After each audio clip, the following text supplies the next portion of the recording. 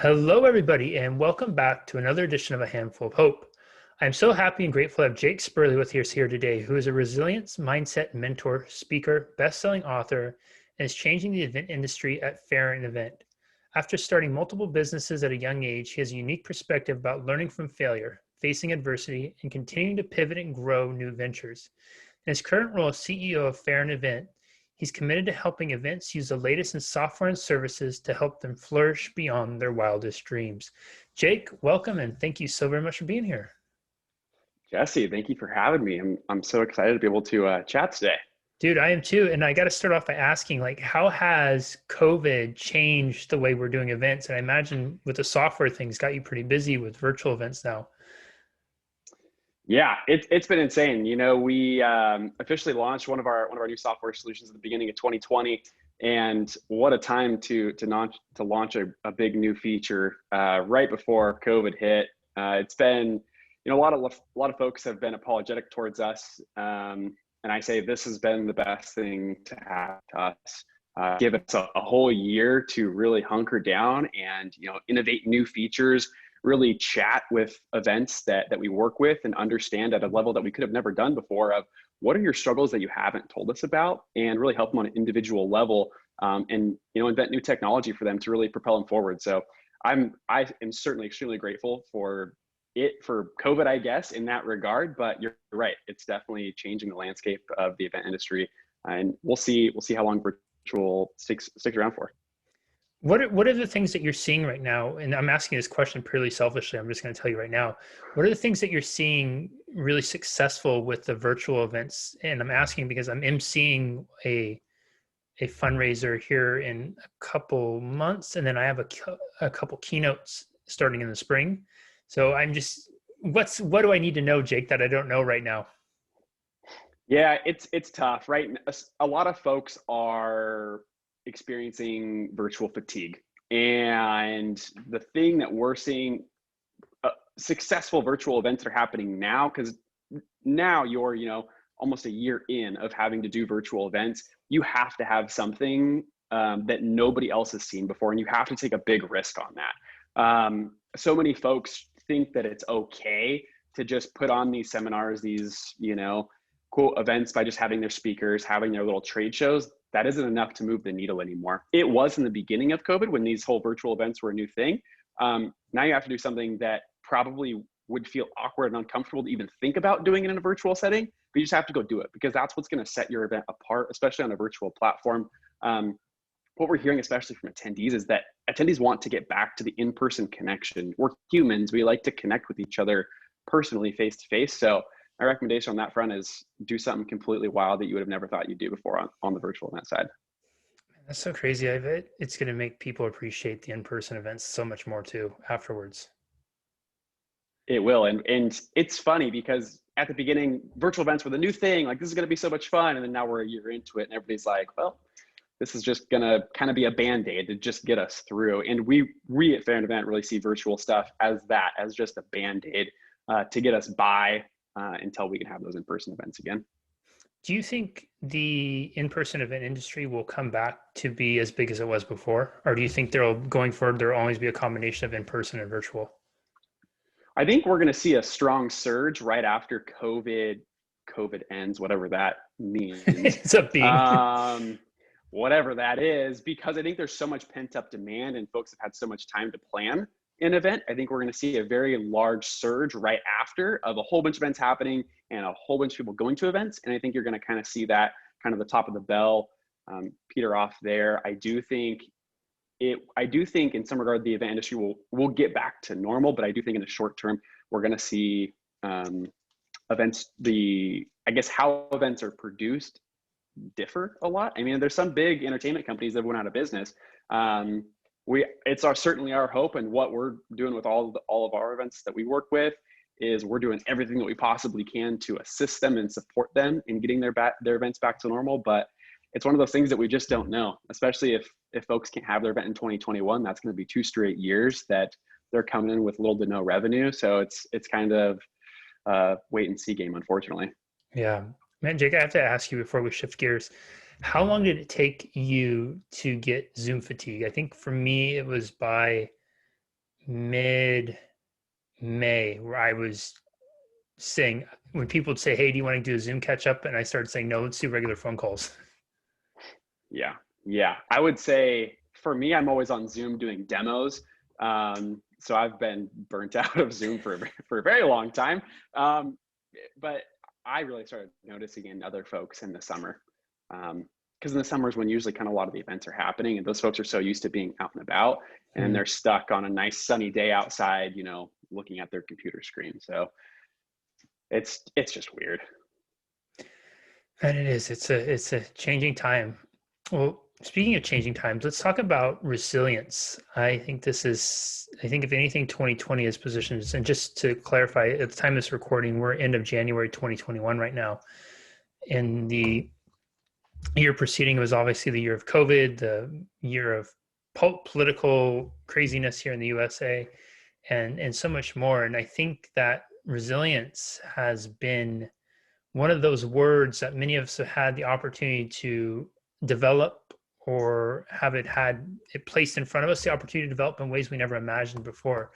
Talk to us a little bit about resilience. What is it, and why does a resilient mindset matter, make a difference for people? I think it's tough, right? I think everybody in some level wants to have a resilient mindset. Like they never want to feel, nobody likes to feel crummy, obviously. But I think especially now we're seeing the importance of having such a resilient mindset, and why it's important is that life can change so drastically so quickly. And the analogy I always make is that, me in my life, like I can't control the thing. Like if my life is just like a ship. The ship is going forward, but at the end of the day, if an engine goes out in the back, like I can't control that. I can just do my best to like steer the ship. If somebody starts, attacking you from the side, like there's not much I can do besides keep driving the ship the best that I can. And to get through those situations, you have to have, some sort of that resilient mindset of, well, that for some unforeseen reason that happened. It obviously happened for a reason. I don't need to understand the reason of why that happened, but it happened.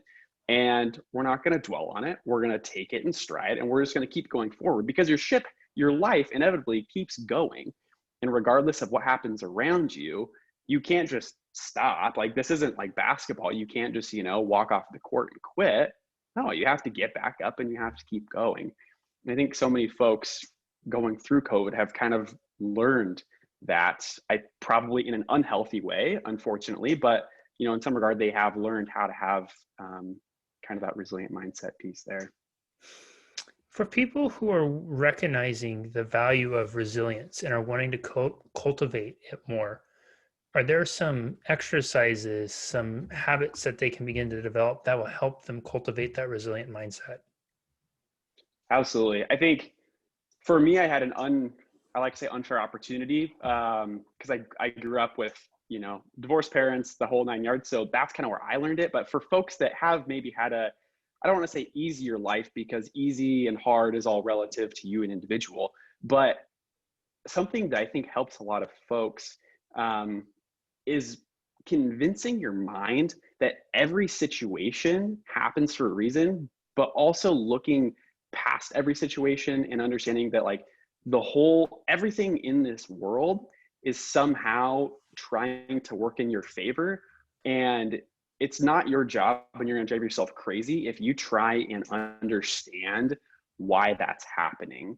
For a lot of folks, it's very, very hard. It's hard for me sometimes, and I've been practicing this for a while too, because you really have to trick your brain of no brain. My grandmother passing away, that's not a terrible bad thing. Like that happened for a reason. Maybe she was emotionally, she wasn't happy anymore or whatever. And our brains are just so powerful that it's sometimes very hard to trick your brain. But I think that those words of affirmation consistently to yourself, and keep telling yourself, this happened for a reason. I don't know why. That's okay. We're going to keep going, until you kind of get to that level of internal brain, like conviction, not conviction, but convincing, that it's okay. And I think there's so much power behind, and you know this probably better than most, Jesse, of words of affirmation. I think it kind of starts with reassuring your brain through those words of, this is okay, this is happening, but I don't need to know why. How do you handle the grandmother example, Jake? I'm always curious with it because I'm a big believer in the whole, and I can't remember who said it, but the fastest way to change your life is find a way to make your worst day your best day.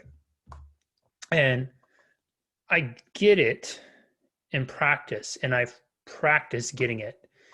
And in some cases I've mastered it, and I can confidently say the reason I'm sitting here in front of you right now is because of all the fucked up, horrible, challenging stuff that's happened in life, and then and the decisions I've made around it. That's taken years and years of playing with that and doing that work. And I've also found that in the moments of going through those experiences, it doesn't feel like that. And when I've tried to have that conversation with people, it seems like they have to be at a space where they're open to that learning and past maybe the initial grief of it, that they can start to look at it. So I'm just curious, how do you approach that conversation with the grandmother? Your grandmother dying was actually for you, and here's why. If you could explore that a little bit. Yeah, I think it's tough to articulate that in a one-size-fits-all manner. And I think too many folks hold on to, oh, Jake said this, like my brain needs to work that way too. It's different for everybody on how you approach the situation. You know, how I approach the situation might be different from how you, Jesse, approach the situation, which might be different from, everybody else listening here. The big thing for me is I have to take, the first couple days or whatever it is to just be angry, be mad, be pissed, and to get it out. But I only allow myself between 24 and 72 hours to do that. And then after that, I tell myself, right, you're like, the window's up, the game's over with that. It's time to go to the next game. And the next game for me mentally is the game of gratitude. Like at points, I feel like so guilty and just grateful for like the life I'm able to have, that I feel guilty if I spend more than like 72 hours being so down and pissed and angry at the world because of how many like beautiful things I have a roof over my head. And that analogy gets used way too often. You should be grateful to have a fucking roof over your head. It's like, yeah, that's cute, but like I feel like guilty that I have a decent life, and I'm able to afford gas and afford groceries and stuff like that. And there's so many other folks that have so much less. It's hard for me to internally justify why I'm dwelling for so long when I have so much and I still have so much to give to the world. Have you always been that way, Jake? Because I find that so incredibly fascinating that you said that. And I think that's such what you just said. There's really in that is kind of the key of winning at life, winning emotionally, experiencing more days in happiness, more days in joy. And I think that part of the reason that so many of us in the US struggle with anxiety, stress, depression, those kinds of things is because very few of us have ever known the level of suffering that somebody in Haiti might be going through, or somebody in Somalia, or somebody who lives in Afghanistan under Al-Qaeda rule. We've grown up with a roof over our head. It may not be as nice as somebody else. We've grown up with food in our refrigerators and cupboards. It may not be as nice as somebody else. We've grown up with having basic survival needs met. And in that, when those survival needs are met, it's almost like we start to get in this dynamic of comparing. And so the real stress, anxiety, depression, all those feelings of unworthiness start to flow from, I don't have what Jake has. So then therefore I'm not as good as Jake. I'm so curious, like, how did you, what was it about you? Was it a life experience? Was it something you woke up one day? Was it something like, when did you become cognizant of this, that, wow, I can be so grateful for what I have and not just taking that for granted? Because I also think too, and I'll let you answer, is I think one of the magics of gratitude, and where people will screw up on developing a gratitude practice, is they think that you have to be grateful for something unique or something kind of out of the ordinary of a day. And so when you have a day that kind of, especially in these COVID times where the days kind of blend together because we're doing a lot of less routine than we may have done in the past. We may not practice gratitude because we'll think, well, nothing really out of the ordinary happened today, so what is there to be grateful for? But a real gratitude practice is about what you just said. It's about recognizing that, gosh, I can put gas in my car. I'm so grateful. It's about walking outside and seeing that there's green, or the rain is coming down, or that there's, a heater on when it's cold outside. So I'm just curious, what was it about your experience, your journey? Like, when did this come to you, or have you just always innately been this way? It's a great question. I've always had a very resilient mindset. So between both my parents, they've been married and divorced combined 8 times. So there's always been a lot of uncertainty in my life. And that's why I started businesses, is to gain the attention that I was missing from my parents. So I've always had that resilient mindset kind of in the back of my head of, there is no quit. It's just keep going. But the thing that's really taken that to just like a completely crazy level is the beginning of 2020, which I think a lot of folks can say, yeah, my mindset changed a lot in 2020. But one day I had a sweet contract job, helping this company grow, and my dad wasn't answering his phone, and this man lives by his phone. He loves to text us. He would rather just text us funny memes than call us and talk about our days. And one day he wasn't responding. I'm like, this is weird. My dad's a retired physician. So we ask him, hey dad, my toe's like black. What's wrong here? And he kind of consults us, on those things. And he wasn't answering his phone. This is weird. And then he didn't answer his phone the next day either.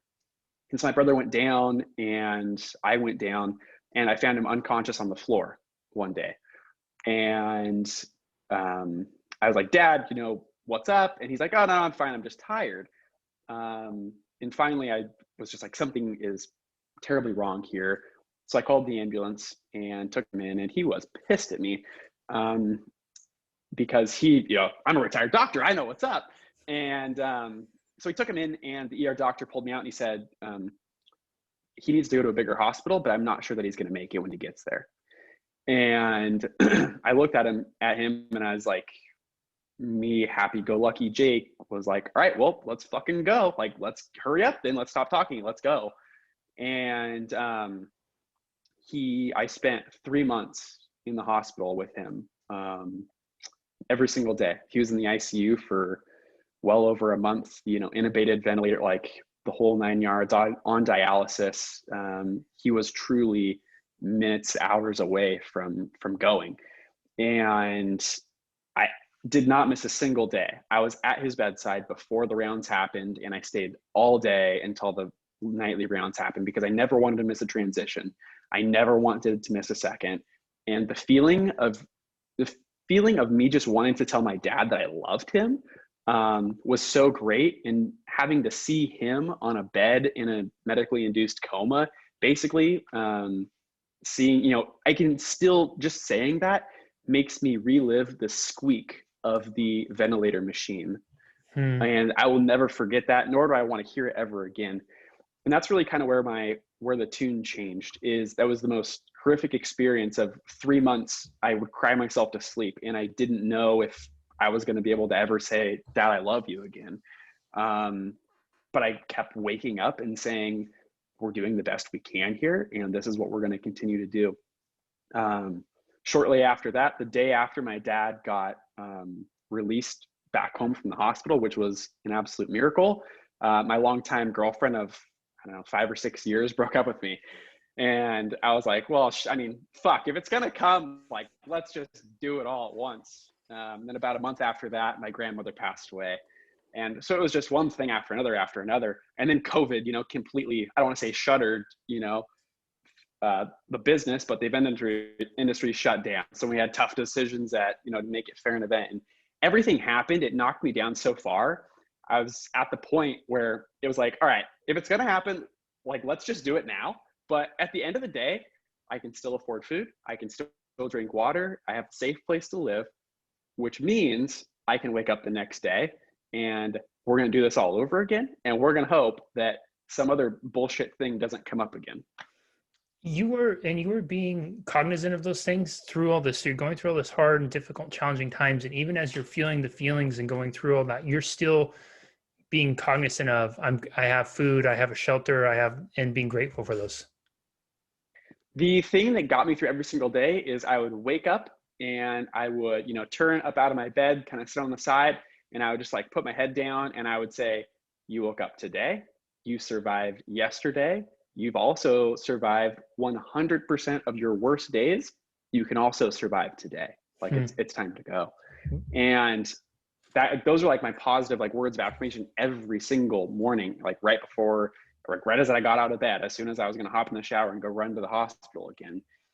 And I just kept telling myself that. And in that, I felt just like, yes, all these awful things were happening, but at the end of the day, you only need, three real basic needs in life: shelter, food, and water. And I had those three things. And I knew deep down inside that I had those three things and that I was okay and that I was going to be able to see the next day if I just got through the day. Wow.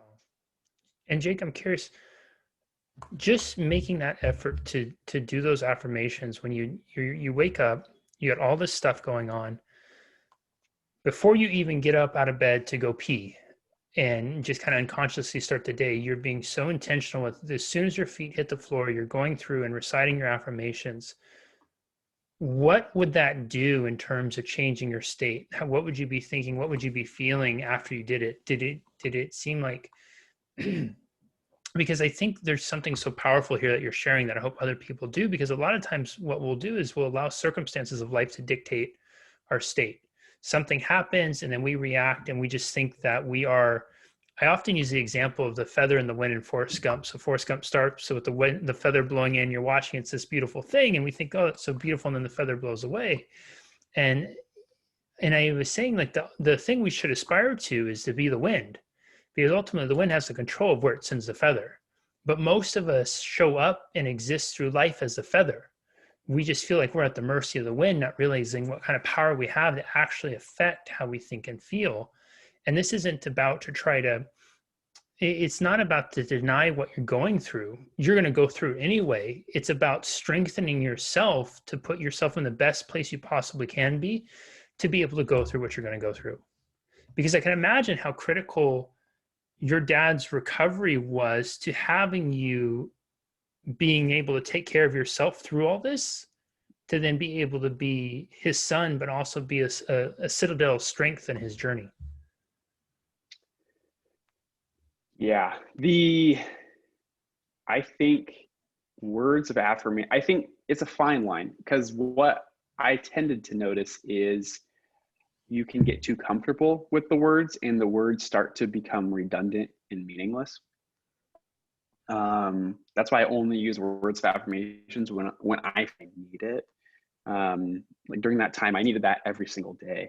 But I guess the state of mind change was I would wake up every day so facially and mentally exhausted from crying myself to sleep that just waking up and starting the day with just something very minutely positive was better than nothing positive at all. And just saying those words gave me kind of a like the mental let's go to actually like push myself up off the floor and out of bed to start to take that first step to the bathroom, to go to the bathroom, to hop in the shower. And I think too often we try and have we try and do one thing and we expect monumental change. But I said those words in the beginning for the sole purpose of just getting me out of bed and into my car to start driving.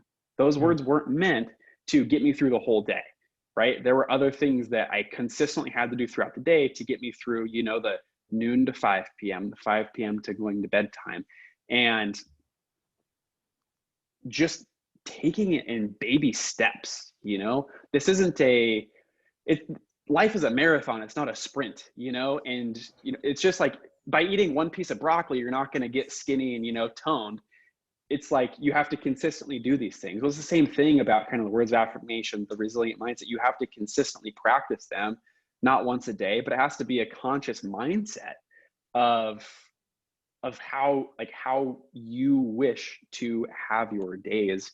I guess that's one nugget I want to make sure that people truly understand, is that when you're going through these hard things, you can't expect to have one action change the outcome of your whole day or the whole week. It's the multiple actions, it's the multiple repetitions that truly make that change for you.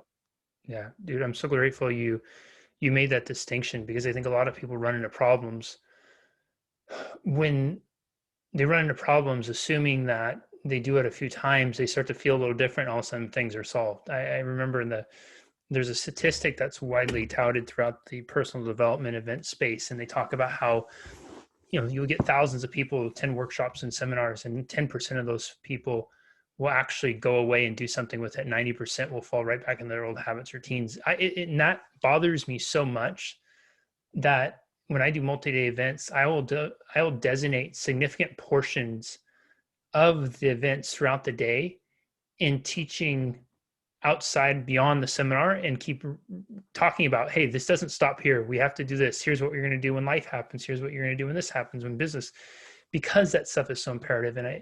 And it's to say to folks that if you're going through a tough time, if you're building resilient mindset, develop what Jake is saying, and develop that routine where what's going to get you going. What do you need to do to get you going after breakfast? What do you need to get you going throughout the day and sustain it? Jake, we're running on time. So before I ask my final question, where can people find and connect with you online? Yeah, if you want to follow me at Jake Sperley. If you're in the event industry, I would love to connect with you on LinkedIn, or you can check out our website, fairandevent.com. Awesome. Jake, I'm curious, you had mentioned the wanting to say so badly to your father tell him you loved him. And I can remember when my dad passed away, the thing I kept saying is, I wish I could just say I loved you. I wish I could just say all those things that I didn't say. And part of that for me was so driven by feeling like I hadn't said them enough when I had the opportunity to. I'm curious for you, were you as forthcoming with how much your dad meant to you before he went through this experience? And now that he's recovered, how has it changed, or has it changed your relationship with him? Yeah, my dad and I have a very unique relationship in that, because he was a doctor for so long, I didn't get to spend, and having my parents divorced at a young age, I didn't get to spend a ton of time with him. I was usually just with him on the weekends. So in that regard, it was a little more difficult to express my gratitude. I felt like I expressed my gratitude for what he had given me previously, but I think everybody always has that, some sort of remorse or guilt, regardless how many times they, said I love you, or how much they showed their appreciation. You're still gonna kind of feel that way in some regard. I didn't feel that I didn't show gratitude to him. I felt that I didn't show enough love and attention to him, because I was so focused on, relationship, business, college, living a normal 20 whatever year old life, that I failed him and myself at making that time to go hang out with him for the weekend, of making that time and not making the excuses of, hey dad, me and so-and-so are going to go do this. Well, I could have spent that time with him. So that's where I screwed up. And that's where I felt that guilt every day on his bedside of, what if instead of when he asked me to go fishing, what if I just would have said yes to everything? And that's why I'm so big on not saying no so frequently, because no makes us comfortable. And I think humans, we get too comfortable. And when I wrote it in one of the books, How to Be Crazy Amazing During Difficult Times, of say yes more often, because when you say no, you're limiting yourself to a potentially beautiful situation. Everybody, rewatch and re-listen. Jake took us on an incredible journey today. First, we started off talking about the event industry and what's been changing. And for those of you who are doing any sort of event, especially still virtually, you want to think about how you can razzle and dazzle the people. What is it that you can show them that they haven't before? Zoom fatigue is a real thing. Those risks that you've been thinking about taking, it might be time to do them, because it's going to be those types of things that people are going to remember. It's going to distinguishing you from a sea of events. From there, we shifted gears and we started talking about the resilient mindset and starting to look at what it really looks like to be a resilient mindset. And Jake really hit home how important words of affirmation are. It gives you an opportunity to take an actionable item away from this, that if you haven't already developed some, develop 4 or 5 words of affirmations or phrases of affirmation for yourself, things that you can do where it's literally your feet hit the floor to start your day type thing. You know, one of the things I appreciate so much about Jake sharing his story as transparently and honestly he did about his father and going through that whole journey with his father is, you see this strong, confident guy talking, or you hear a very strong, confident guy, and then you're able to hear him go through that emotional journey as he's sharing his experience with his dad. And it really is when life pushes us that we are given the greatest opportunity to develop that resilience. And I think his testimony to a resilient mindset and the value of that is him making that conscious effort. Feet hit the floor. What am I grateful for? What can I be? And then reminding himself that he's made it through the worst days before and he can make it through today. Imagine how your life, your business, everything would be impacted if you had that level of commitment to being that intentional about how you begin your day.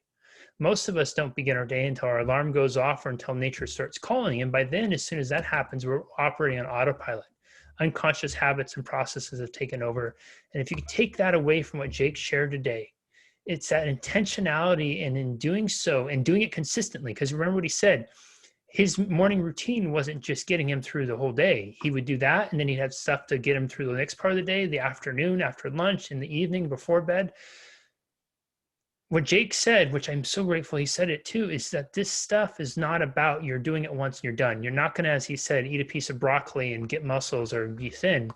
It's doing it consistently, day after day after day. Trust me, I've ate so much broccoli over the years, and it takes a lot more than one piece to get the results. And if you're willing to commit to the long haul process, as Jake said, life is a marathon, not a sprint. You too can develop a resilient mindset. Jake, thanks so much for being here, man. I really appreciate it, as I appreciate you. This was great. Yes, Jesse, thank you so much for having me on. This has been great. You bet. We will see you next time, everybody, on another edition of A Handful of Hope. Goodbye.